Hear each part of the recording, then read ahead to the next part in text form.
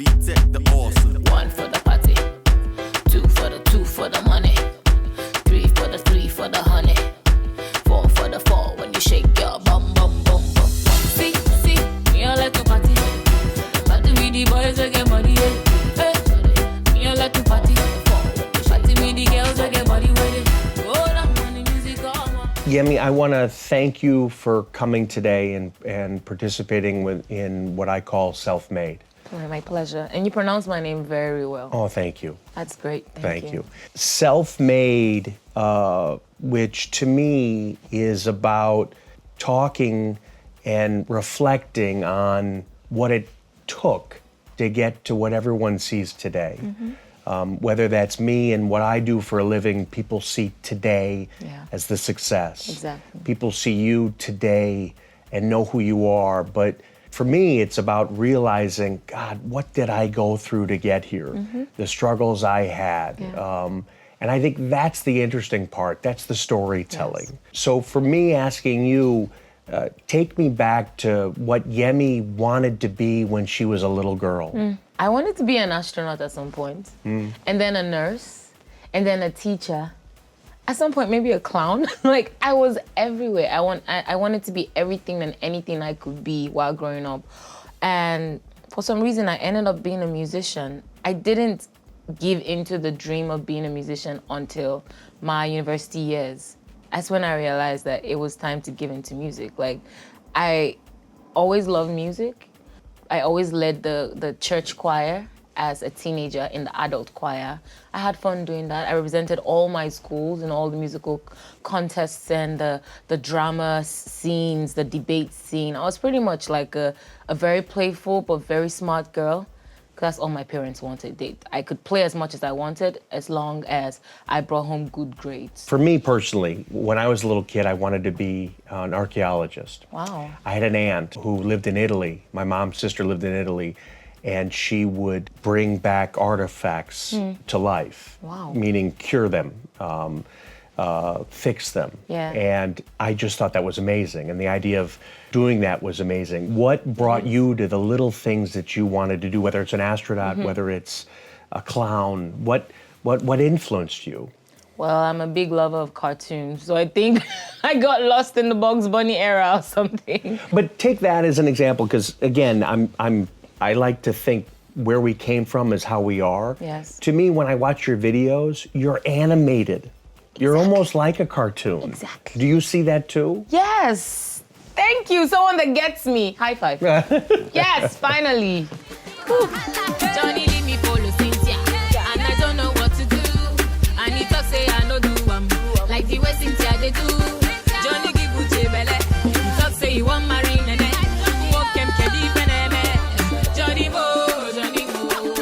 You see that in yourself as Yes. a character, Yes. a caricature? I refer to myself as water. I take the form of whatever I'm in. But you see, with music, it had always been my therapy, but I just hadn't admitted to myself on time that it was music I wanted to do. You mentioned the choir in school. Yes. Did your parents push you into this? Or they saw you wanted to do this and supported you in this? They supported me. They saw that I wanted to do that. And funny enough, I never had that opportunity or moment where I had to sit my mom and dad down and say, Mom, Dad, I think I want to be an artist. I want to do music for a living. I never had to do that because I think these people saw it way before me. You know, so when I finally admitted, when I started, going into music fully, they didn't say anything. It was like, finally, her eyes are clear. She can see this. She can see this now. Were they supportive? 100%. You're number, 5 of 7? Yes, I am. Anybody above you in music? No, nobody in the family other than myself is a musician. Isn't that surprising? Super surprising. Super surprising. Because I have elder ones that can actually sing, but it's only just me that's a musician in the family at the moment. So what, if you can think back or reflect on, was there any point in your childhood where you heard somebody, you liked something in music that made you say, I want to be just like this person? I always play down the influence of my musical idols while growing up, because while growing up, I didn't realize that all the times I danced to Michael Jackson's music like he would, and danced to Beyonce's songs like she would, I was actually, growing that side of me. Like, Yeah. I love the idea of being an artist, but I hadn't just considered it as a career choice. But when I won a talent show at some point in my life, the actual music journey started for me. Was it, again, there are certain aspects to performing or that inspire people. Some people like being on the stage. Some Yeah. people like writing lyrics. Some people Yeah. like just singing. They think they have a voice. What did you think you had? As a lover of music then, I knew I had the voice. I knew I loved to sing and act like I was an artist. But as per writing, I was a poet. I used to write a lot of poems, but I hadn't started writing songs yet.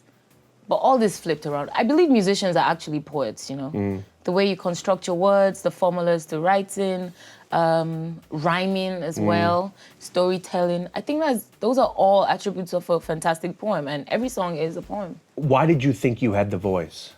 Because every time I sang, I saw the reaction of my listeners, my audience, whether in church, in the bathroom, maybe singing to myself. People will always stop me and be like, you have an amazing voice. What are you doing with it? Like, people always, always loved when I sang. So the confidence came from your voice or the writing or a little bit of both? I think a little bit of both. I think it's more of the passion, how I feel whenever I sing. Leads me into my own little world, just singing to myself or singing to people. The stage is pretty much my playground. That's how I see it. I have the most fun when I'm on stage. Do you remember the first time you were on stage? The first time I was on stage would be in school. I was in secondary school representing my school. I remember my heart was pounding, but somehow it like helped my vibrato. So I was, it was nerve-wracking, but I wanted to do it again and again and again. You liked the feeling? I liked it. It's like a bittersweet feeling, too many butterflies, too many. But the result is still amazing. I just had to, over time, learn how to control the butterflies. Like, use them to my advantage. I see butterflies as fuel rather than, an obstacle or something that holds you back. They actually push me. The more butterflies, the better the concert, every time. In my word, is it fear? I don't think it's fear. I think it's more of like anxiety, than fear. It's a lot of excitement, and then it feels like anxiety sometimes. When did you know that I want to do music? I want to do this for a living. This is my passion. Yeah. That moment happened to me in 2010 when I won a talent show. I knew it was time because I actually did not expect to even go up to like top 10 or top 6. It was a nationwide talent show in Nigeria, and I emerged the winner. I sang Beyonce's songs. I sang Sweet Dreams and Listen. Have you met her? Well, I haven't had the opportunity to say, hi, Beyonce, I'm your greatest fan, but I was at the BET where she performed 2 years ago. It was amazing. Yeah, I was like 2 rows away from her. What was the title song you sang of hers? What was that you won? The song that made me win was Listen. Okay. Because of the skills and there's something about that song. It's super strong. Yeah. Did you think you were gonna win? No, at all. Like, I didn't even expect to qualify. You know how it is sometimes when you meet someone that has so much potential, but they don't know that they are that, strong and able, but people around them know, So that's how I felt. I didn't know how much power and what was in me, but I thank God that day by day I'm beginning to realize that. Back then, if you break it up from that stage to the next stage, who was in your camp supporting you, if anybody? Back then, my mom was my number one fan, still is. Mm-hmm. I also had a friend of mine who we grew up together. Her name is Nonso, and I didn't tell you this, but I was part of a girl group at some point in secondary school. That's like what they call it, high school. Mm-hmm. And we were in the girl group for like 2 years, and then it kind of took like a natural dive because we gained admission into different universities around Nigeria. And she came visiting one day and was like, Yemi, since the group dissolved, you haven't been doing anything with yourself. You have this amazing voice. She goes online, she fills the form, and tada, I win the talent show.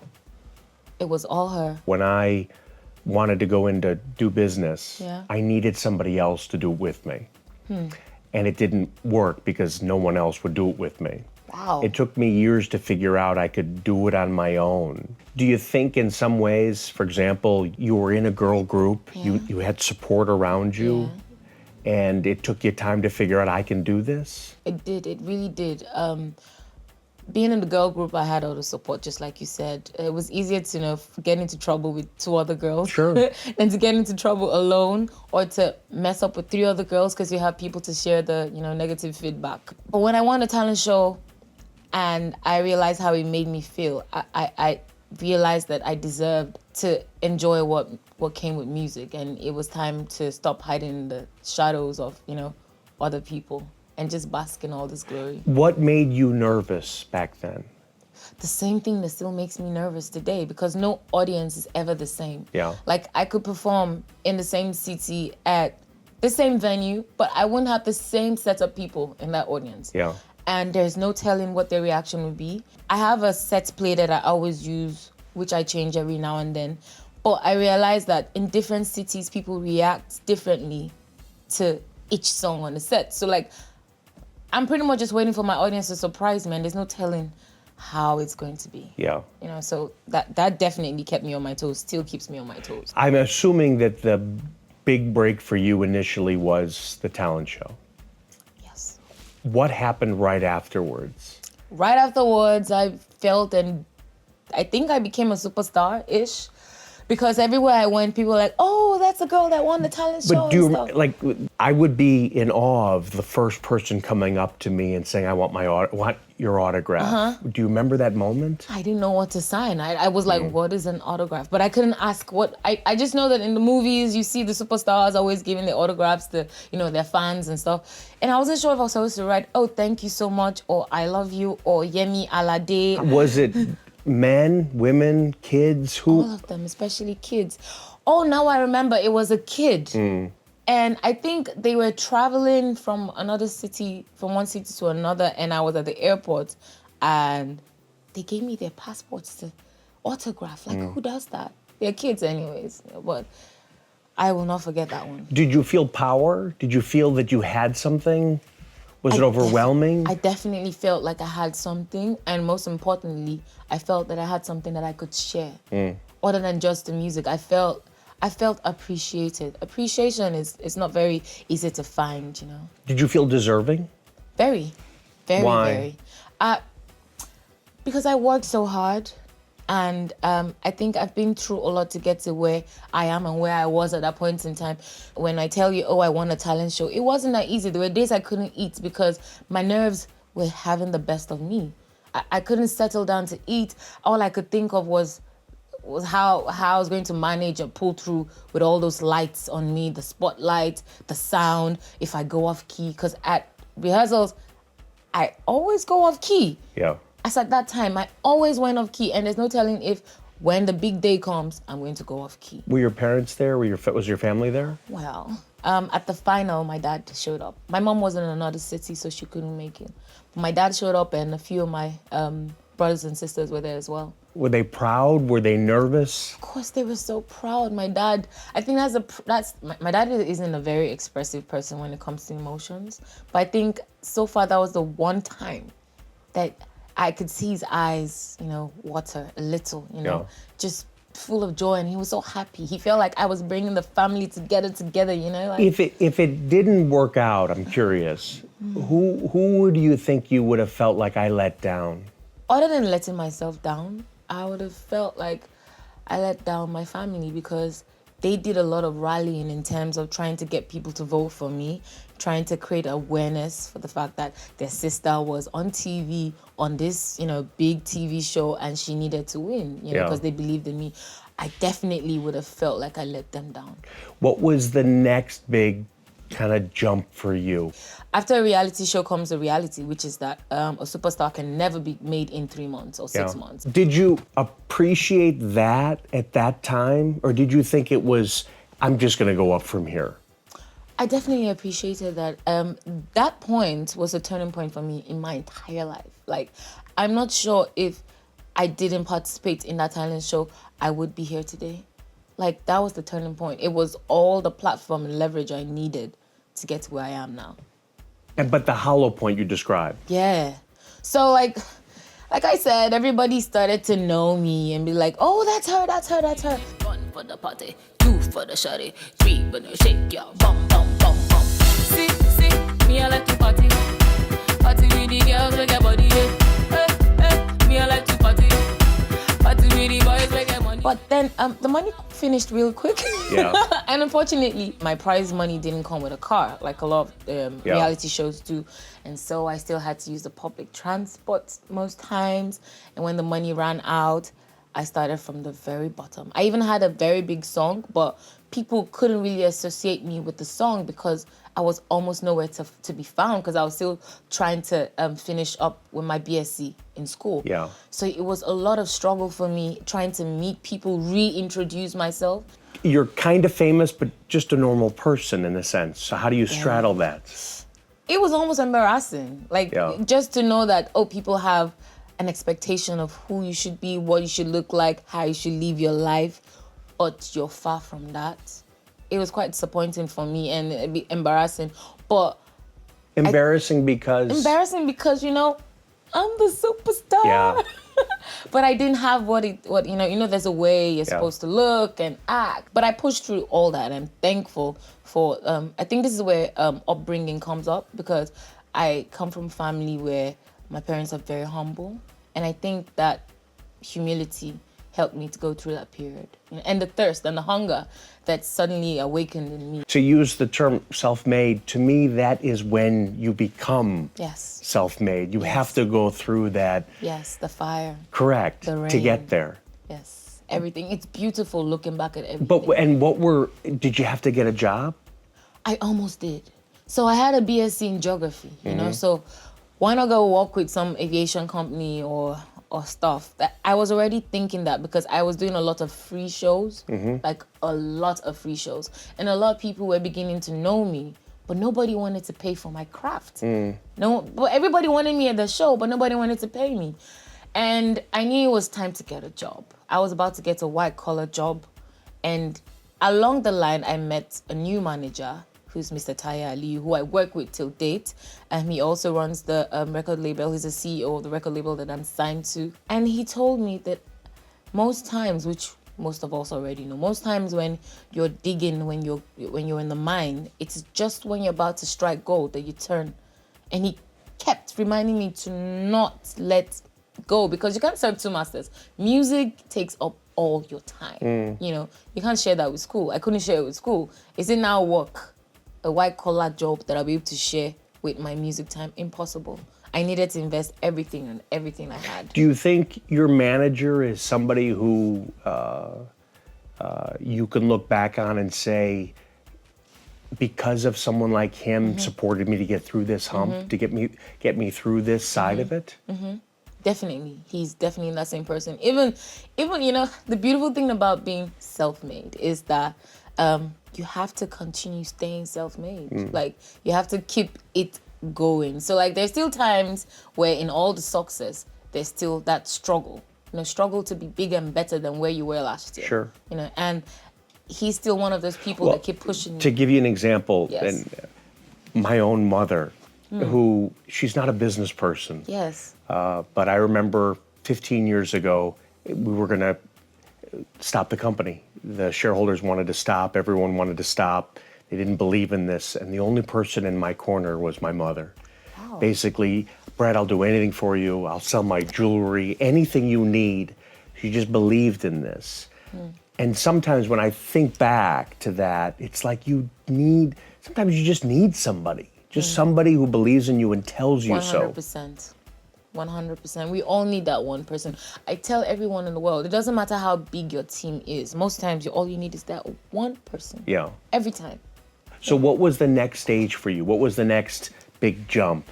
After, through all the hustle, after the talent show, through all the hustle, I landed my first record deal, and I had released over 10 songs, and then Johnny happened to me. I'm looking for my Johnny. Yeah. Where is my Johnny? Johnny boy, do you know Johnny? Question. If I know see my So Johnny is the highest viewed video in Africa. Yes, by any African artist. Any means men or women. Yes, exactly. So based in Africa. Let's take the women's side of this. What does that mean something to you? It does. It just also says that the girl child can. Do you think about the female aspect of what you're doing? Yes, I do. Just comparing with me, I don't think I could have ever given back until maybe the past year, because I don't think I was in a position to. Wow. When did you think I have a responsibility? When it comes to family, I've always had that responsibility. As a kid, when I was about, not as a kid, but when I was about like 20 years, I remember calling my mom and I told her, Mom, I need you to stop sending me pocket money. I think I want to start taking care of myself. I didn't have a job. I don't know what I was saying, but I just felt that need to start taking care of myself so that real soon, if possible, I could start taking care of her. So I've always had that sense of responsibility. Did anything happen, or was it just you just felt like I'm somebody? Well, definitely. I've come to understand that my biggest fans might not be like the wealthiest people. And how else can I, show love to people who just love me just because, if not, giving them back? And I'm always moved by people who try to make it work despite the fact that they're earning even lower than the stipulated wage, So I definitely love to give back. Do you see your fans as girls, as younger people who look to you or inspired to, I don't know, let's say be like you, but are you giving them a soul for passion? Well, sometimes I get tweets and Instagram posts saying, oh, I live for you. You are my everything. You're my role model. I appreciate that. I love that. But I use every opportunity I get to remind them that it's important to take what you like from one person. You don't have to be a photocopy of me because I'm human and I must make my mistakes. So please let me make my mistakes too, Do you feel that you're honest to your fans? I try to be honest. It's hard for me to not be honest. I'm an easygoing person, so like it's either I'm quiet or I say something. If I say something, it has to be the truth. When I look at it, today's music is amazing because you can be you who had to achieve certain steps to get where you are, or you can be an artist who puts out one song on SoundCloud and boom. Can you see that difference? Would you change anything in your mind of how you got to where you were versus others? I know, if wishes were horses, right? But I would say everything that happens in this life has its advantages and disadvantages. Being able to just put out a song on SoundCloud or post something on Instagram and become an online sensation is that in a blink of an eye, just as you came, you might just leave. If you could define what success is for you, what is it? Other than being able to sustain what I'm doing and being able to birth other things outside my music, I would say, first of all, it's just being able to walk on the streets and, have the little girl out there with the same hairstyle as mine, because people know me for a lot of hairstyles other than music. To walk on the streets and see people wearing like my branded t-shirts and stuff. Also, success, most especially, would be to be able to give back to the society in a huge way, like maybe a free school or a free clinic or something to take care of the really old people, Black Magic, it's out. Yes, it is. How do you feel about it? How does it resonate for you? Black Magic is my third album, my third studio album, and the idea behind the title itself is, funny enough, very, very associated with the self-made movement, because it is me celebrating where I was to where I am now and encouraging people out there to understand that if you push yourself enough, there's a little bit of magic in it. See, I like the way you looking at me. So fresh, I beg you, look me up. Yemi, I want to thank you, as this is titled Self-Made. You have your own unique story of getting there. Nothing, as I always like to think, nothing should be easy. If it's easy, you have no story to tell. True. And you've done it your way and continue to do it. And I wish you all the success and to you. Merci beaucoup. Yemi Alade.